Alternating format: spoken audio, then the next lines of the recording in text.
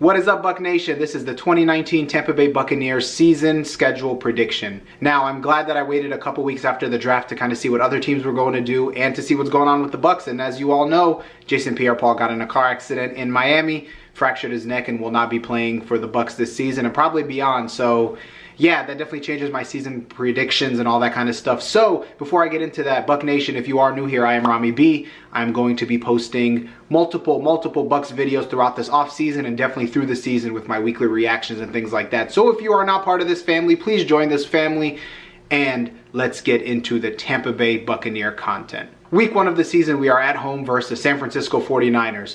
Jimmy Garoppolo should be back, and this is Quan Alexander's homecoming back to Tampa, so you know it's definitely going to be exciting. Word is Quan Alexander may not be playing because he's still recovering from his injury, but regardless, I think Tampa Bay gets the W with that. I don't see Jimmy Garoppolo being his best self since he has been kind of rusty. He was out pretty much all of last season with his injury, so I think Tampa Bay gets the win. I think the team itself is going to be really energized and hype. Bruce Arians is in there, and if you guys have watched him on that All or Nothing series on Amazon, you know his energy and the confidence he gives his team. I think the team will come out rocking.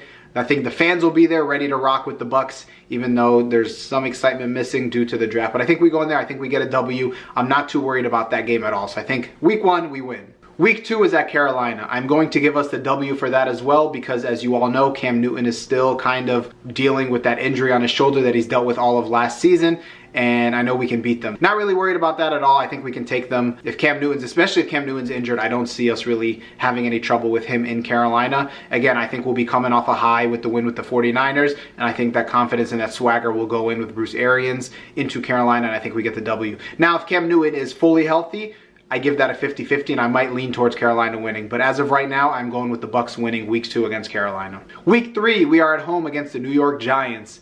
Again, another W. As you all know, Eli is at the end of his career, and Daniel Jones, really, I don't even think he's going to be playing at that point, but if he is, I'm not too worried about the Duke guy. You know what I'm saying? Since when has Duke really produced all-star, all-pro caliber, Hall of Fame, all that kind of stuff with quarterbacks. So I think we get the W. Odell's out. Sterling Shepard got a big contract, but who knows how good he will be without Odell on the other side. Taking some of those double teams. It's coming down to Tampa. It's going to be a really, really hot day. I think it's a 4:15, 4:45 game, one of those times. It's one of those evening games. So I think we get the W there as well, and I think the Bucs will actually start 3-0 for the first time in a very, very long time. Week number 4 in Los Angeles against the Rams. That's going to be a big old fat L. I think it'll be a close game. I know Sean McVay's been there a couple years, and I think Bruce Arians coached 1 year against Sean McVay, and I think they lost both times, or maybe they won once. I don't know. It was Bruce Arians' final year in Arizona, which I think they finished 8-8 or something, 7-9, something like that. So I think he has experience there. He knows Sean McVay a little bit, but I think they're coming off a Super Bowl, a very disappointing Super Bowl loss, and I think they are going to be trying to come out with a purpose to try to win. So I think we take that loss, and we're usually not good at West Coast games, so we're going to be all the way in the West Coast. That's an L for us. Week 5, we travel to New Orleans to play the Saints. Another L. Again, the Saints were my pick for the NFC to go to the Super Bowl last year, and I think they should have because of that, that stupid blown call, that missed no call. I still think the Saints are going to be a team to reckon with, and going into New Orleans after a very long West Coast trip to Los Angeles. So going to Los Angeles, coming back to Tampa for the week, and the practices and stuff, and going back to New Orleans, I think we take an L with that one. So at this point, we will be 3-2. Week 6, we are in London for a home game against the Carolina Panthers. I am giving us a big L for that one, mostly because at that point we will have traveled to the West Coast, back to Tampa, then to New Orleans, and then back to Tampa, and then all the way over to London.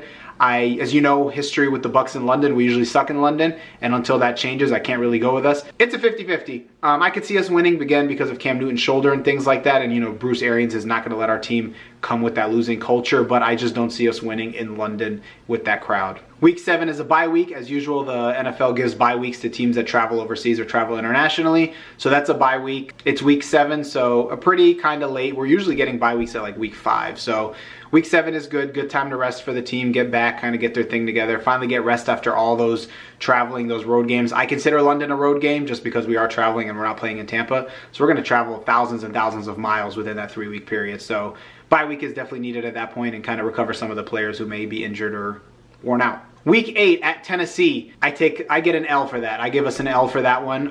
Tennessee is a very tough team to play. If Marcus Mariota is healthy, I see us getting an L. If he's not healthy, I can see us winning. But as of right now, I'm going to assume that he is healthy. They have a very solid defense, good run game.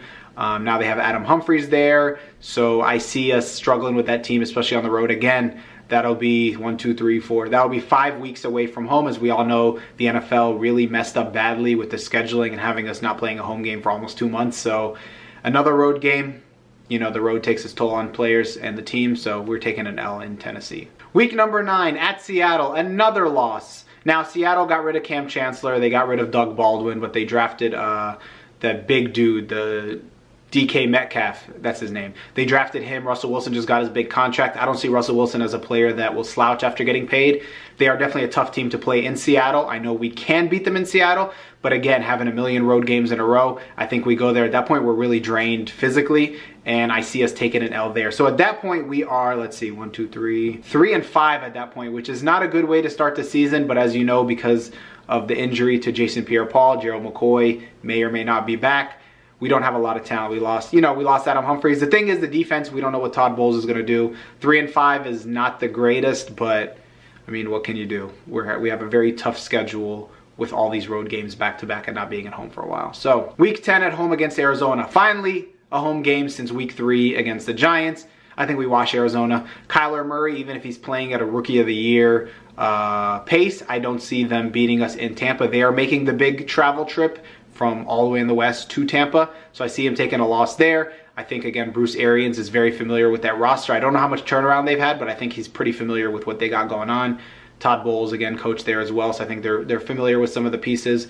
And I see Todd Bowles, I'm giving Todd Bowles the benefit of the doubt as an upper echelon defensive coordinator, so I see him giving Kyler Murray some fits a little bit, some struggles, so I see us winning that game, getting us to 4-5. Week 11, we are at home against the Saints. I am giving us a win on that one. Now with the Saints, I know history has shown us that we usually split with them, and it's either we win at home or on the road there. Since I am giving us the road loss over there, I will give us the home win there. We usually play them a lot tighter at home, and I think at that point we'll have 2 back-to-back home games. After beating Arizona, I think the crowd will be hype and the players will be hype, and I see us giving the Saints some trouble. History has shown they play very, very good at the beginning of the season. They're scoring a lot of points, and as the end of the season is coming along, they usually slouch a little bit, and the games get a lot tighter. So I see us taking that win against them. Week 12 at the Atlanta Falcons. I see us taking a loss there. For some reason, we can never beat Atlanta no matter how close the games are. I would love to hope that in Atlanta we could beat them to kind of shove it down Dirk Cutter's face and show him that he didn't know what he was doing in Tampa.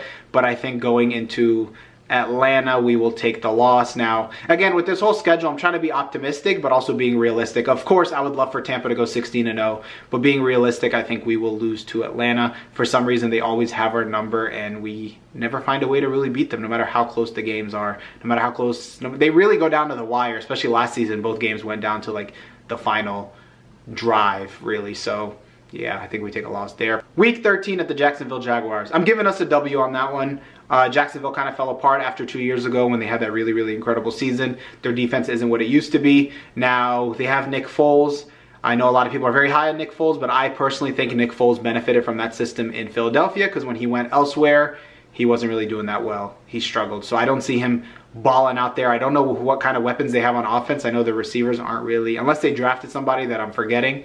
I think we win that one easily. So yeah, after we beat the Jacksonville Jaguars, we will be 6-6 at that point, 500 at that point. Can't complain. It's not where we want to be, but first year under Bruce, what can we say? Week 14, we are at home against the Indianapolis Colts. I am giving us a loss on that one. If last year showed, I think the Colts won like 10 straight games at the end of the season.